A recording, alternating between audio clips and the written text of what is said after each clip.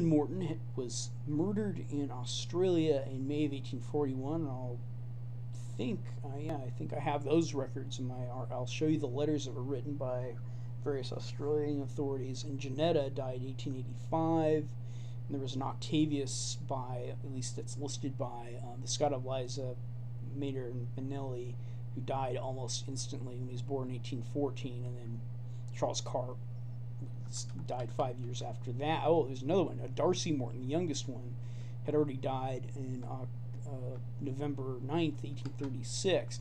And so by the time Pierce Edward Morton Jr. was heading over to Canada in his boat leaving South Africa from working in the Navy there, the only real living relatives of him were two aunts that were single living in England, probably living off a pension of some sort, perhaps. And I think I remember reading annuitant amongst their descriptions for the census. And this Edward Morton living in Canada, and he is pretty much the primary ancestor of that carried on the Morton name. So far as I could tell, there's been some discussion that maybe some of Pierce's children lived on and also immigrated to America, but I haven't really been able to substantiate that well, and I'm not sure it really was, whether it was an inquiry, a research, or actually what had happened. I hope to look into that further. So anyway, Pierce Edward Morton literally was going to go to live, I guess, near or around the head of the family at the time after they had lost their Irish estates. So the biggest estate and family holding and the like of that nature was actually in Canada, in East Gwillimbury, held by Dr. Edward Morton. Okay, so let's go back into this, and that's why he went over there. And okay, so let's get into this. So this is Pierce Edward Morton's diary. That is actually his signature, if I have that right, from Bruce Howard. And then let's see. Okay, here's what he wrote. Sacred of the contents of the little book are indicated for no other eyes but my own. All her letters to me,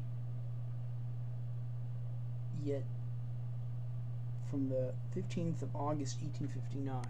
Let's try to think about this. So we got a Pierce Edward that was 17 years old getting love letters, I suppose, from someone who is unnamed, but I guess he was engaged to be married and he ended up dying before that happened. Okay. Proposed first to her on August 5th, 1859, fully on 13th of August, was accepted, finally accepted on 25th of September 1859. That's, guess they were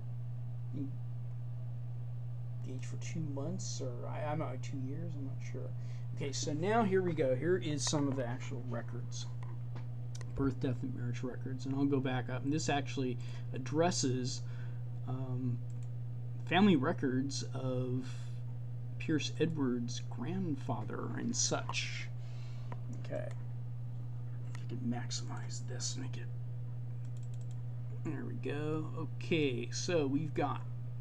This is. Okay, so now we got to sort through some of the confusion here, or possible confusion. The book was originally in the hands of Pierce Morton, the head of the family, or who became the head of the family after Charles Morton III died, or was killed or committed suicide, whatever your opinion may be. And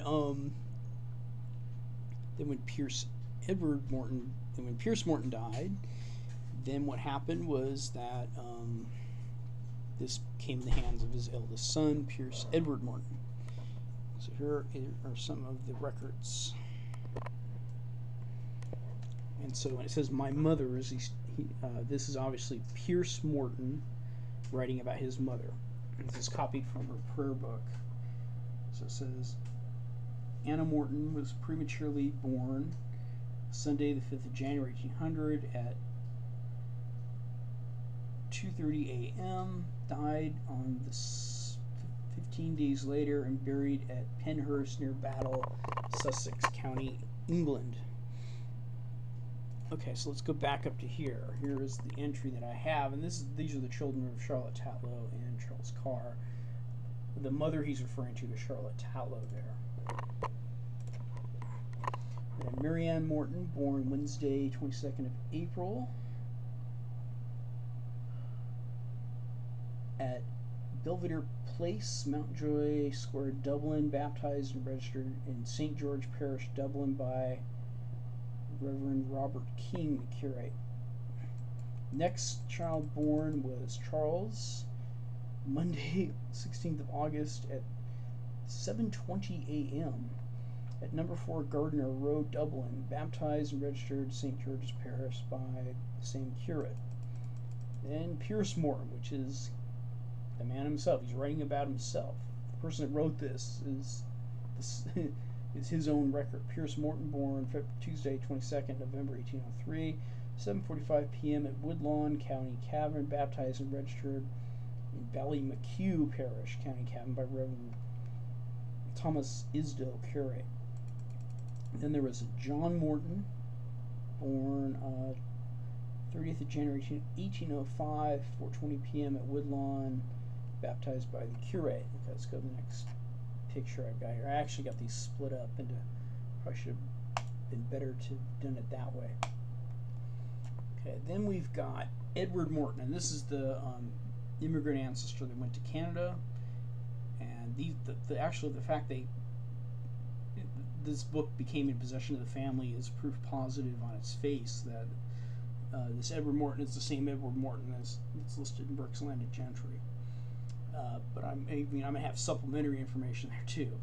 Edward Morton was born Saturday, 29th of March, 1806 at 2 o'clock a.m.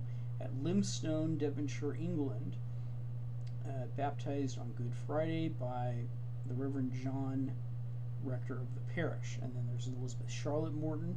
This is the individual that married, I'm not quite sure, no, I might have that confused. I don't think she married,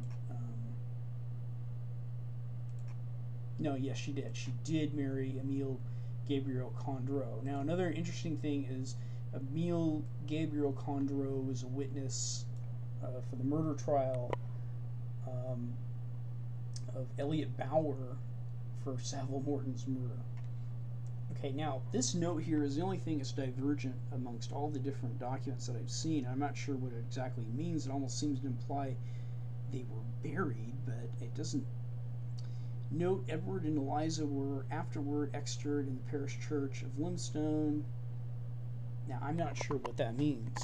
It seems to indicate that they were, but how is that even possible?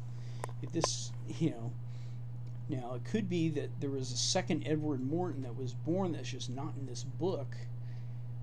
They do have on the French-Canadian death record that he was born in 1816, but problem is Darcy was born in 1816, so that would put him as being born maybe 1817 or 18 before Charles Carl Morton died. I'm just not sure. I think that he was born not in 1819 but in 1806, Dr. Edward, because he married in 1836 and his wife is said to have been born 1814. That's a whole 10-year difference. He definitely could have been a twin brother of Darcy, and we just don't know it.